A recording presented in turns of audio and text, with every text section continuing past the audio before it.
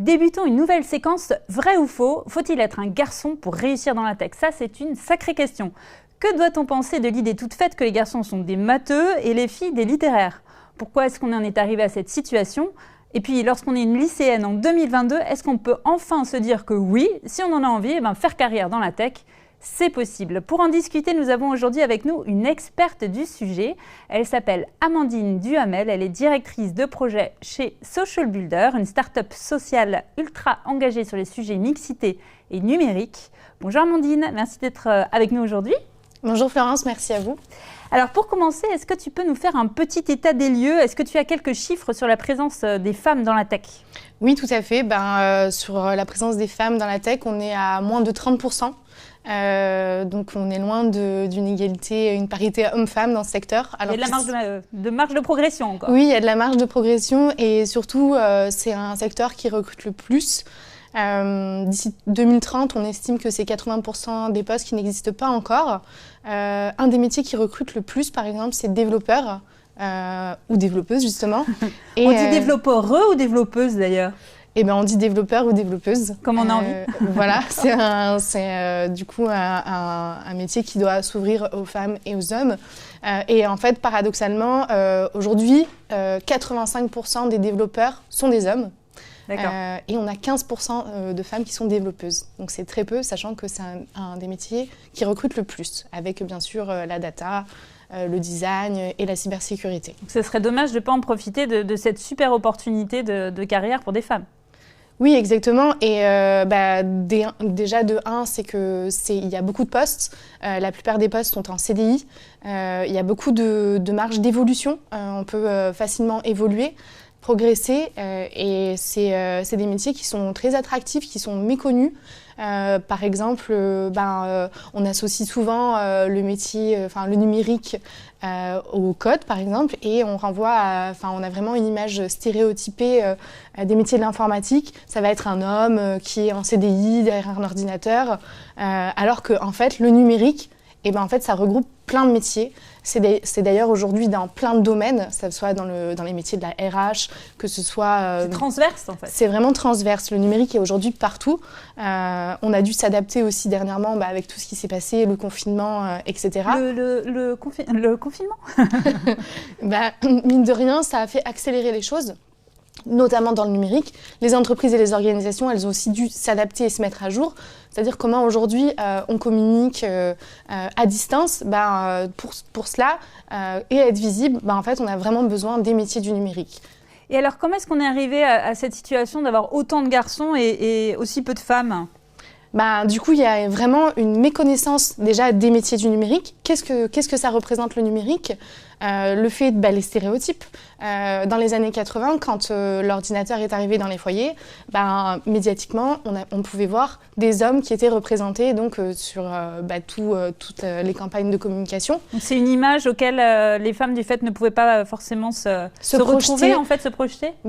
Effectivement, on peut expliquer cela que les médias ont beaucoup mis les hommes en avant sur que ce soit la Game Boy, que ce soit sur l'informatique avec un ordinateur.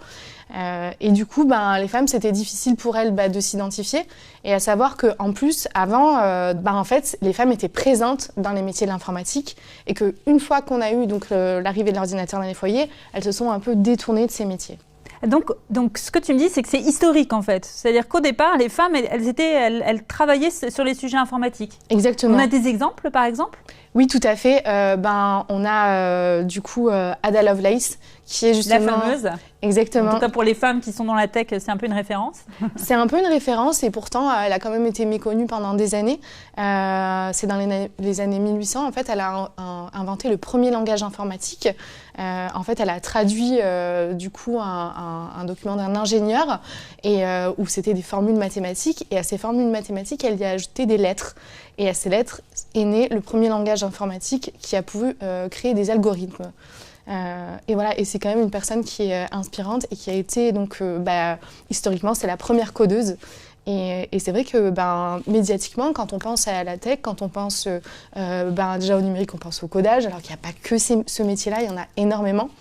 Et du coup, on a du mal à... C'est intéressant ce que tu viens de dire en plus, parce que c'est aussi un des objectifs du pôle expert digital et data, c'est de démontrer que justement, la tech, ça n'est pas que du code, pas que en tout cas, mais qu'il y a plein de métiers qui gravitent autour et qu'il y a ce côté très transverse du digital qui se diffuse partout. Donc c'est un bon pendant. Et alors, comment est-ce qu'on est passé au fait qu'après les femmes sont sorties un petit peu dans l'histoire, ne se sont plus impliquées sur les sujets de tech? Ça, c'est dû à quoi?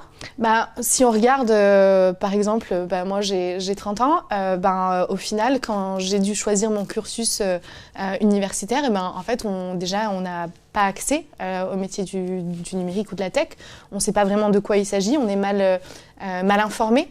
Pareil, les organismes de formation, on les connaît très peu. Et je pense qu'il y a vraiment un manque d'information et de connaissances, de sensibilisation et d'accompagnement qui explique aussi la situation aujourd'hui. Est-ce que tu as 2 rôles modèles qui t'inspirent particulièrement? Parce que je crois que c'est ce que tu disais, pour réussir à briser les stéréotypes, il faut des rôles modèles, il faut que les femmes elles puissent se projeter, se dire oui, ça aussi, la tech, ça peut être pour moi aussi. C'est important déjà de pouvoir se sentir, je pense qu'il y a une question de légitimité, d'inspiration, de sensibilisation, d'accompagnement. Et vraiment, c'est vrai que les rôles modèles, on en a tous en plus. C'est important dans la vie, dans la vie de tous les jours et dans tous les secteurs. Et du coup, je pense que quand en plus on veut évoluer et faire carrière dans un secteur, c'est important, déjà d'être immergé et inspiré. Moi, mes rôles modèles, alors c'est toujours difficile. Je dirais qu'Ada Lovelace, historiquement, c'est quand même quelque chose qu'elle m'inspire beaucoup. Donc, dans les rôles modèles aujourd'hui, c'est difficile d'en dire un. Si je devrais en dire qu'un, effectivement, je trouve que Emmanuelle Roch, qui a fondé Social Builder, pour moi, c'est vraiment inspirant. Donc, la start-up sociale dans laquelle tu travailles? Exactement. Je trouve que du coup, d'aujourd'hui, qu'on puisse proposer un accompagnement pour les femmes et de pouvoir les accompagner à concrétiser leurs projets professionnels, je trouve que c'est inspirant et que c'est une super idée et qu'il faut faire évoluer tendre vers plus de mixité au sein des organisations et insérer et accompagner les femmes dans les métiers du numérique. Est-ce que tu penses que finalement on a des bonnes raisons d'oser? Est-ce qu'on a vraiment moins de chances de réussir quand on est une femme dans la tech? Sérieusement? Entre toi et moi. Oui, sérieusement. Sérieusement? Non, pas du tout. Je trouve que... non, pas du tout. On peut encore se poser la question, en tout cas. Non, il n'y a pas de différence. Il y a juste de la sensibilisation, un travail de sensibilisation, d'accompagnement à faire. Mais sinon, en fait, les métiers du numérique, ils sont tellement nombreux. Par exemple, pour créer une application, en fait, on va avoir d'abord besoin de travailler en amont sur l'expérience utilisateur. C'est les métiers de l'UX designer. On va être sur de la relation clientèle, du conseil, de l'audit, de la recommandation, sans besoin d'avoir de compétences dans le design. On va avoir aussi lui qui va être lui ou elle qui vont être sur le design. Ensuite, on passe au codage pour pouvoir créer une application ou un site internet, donc traduire dans un langage informatique. Et du coup, pour tout ça, après, il faut communiquer. Donc, on a le marketing digital avec de nombreux métiers.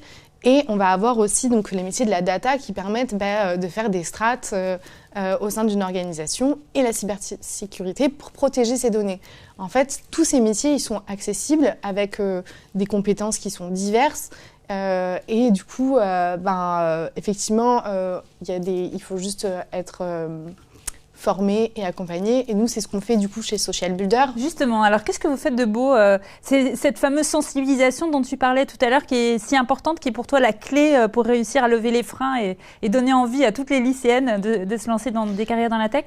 Je pense qu'aujourd'hui, il faut vraiment sensibiliser, accompagner et immerger. Et du coup, chez Social Builder, justement, notre cœur de métier, ça va être de la sensibilisation à l'accompagnement et à la formation. Sur la sensibilisation, on a des programmes phares qui sont Horizon Numérique, qui est une semaine de découverte des métiers du numérique. Sur ce programme, on fait intervenir des femmes qui ont fait des reconversions et qui viennent témoigner de leur parcours. On parlait du coup de profil inspirant, justement, c'est complètement l'idée. L'après-midi, on fait intervenir des formateurs et des formatrices. Donc, les femmes peuvent pratiquer des ateliers. Donc, sur tous les secteurs, pendant une semaine. C'est accessible à des femmes, une typologie de femmes en particulier ou non, l'association est engagée sur quelle c'est toutes les cible? femmes. toutes les femmes qui souhaitent découvrir les métiers du numérique. Il n'y a pas de condition d'âge, de diplôme, justement. L'idée, c'est vraiment de les accompagner, de leur faire découvrir et peut-être d'allumer la petite flamme qui fait que, ah ouais, en fait, c'est fou, j'ai découvert un métier, puis j'ai envie d'y aller. En fait, mes compétences que j'avais avant, elles sont déplaçables et je vais apprendre de nouvelles choses. On a aussi Adabot, donc il y a un coach d'orientation digitale qui permet justement d'accompagner et d'outiller les femmes pour préparer leur projet de formation. Dedans, on peut y retrouver tous les organismes de formation qui sont référencés. Donc c'est vraiment sur le territoire national. C'est vraiment cette idée de sensibilisation, de lever des freins, de faire connaître, pour permettre en fait à chaque femme de s'approprier le sujet et de se dire que c'est pour elle. C'est ça, si je devais en une phrase. En une phrase, ce serait ça, c'est de dire, de faire connaître, de peut-être allumer la petite flamme qui donne envie de se lancer dans une formation. Parce qu'en amont de se lancer dans une formation, il faut déjà connaître. Il y a plein d'étapes. Sensibiliser, se faire immerger. À cause des freins et il y a pas mal d'étapes. Alors pour terminer, est-ce qu'il y a une citation que tu aimes bien? Je me disais, on peut terminer avec un petit peu d'inspiration. Est-ce qu'il y a une citation que tu as envie de partager avec nous? Tout à fait.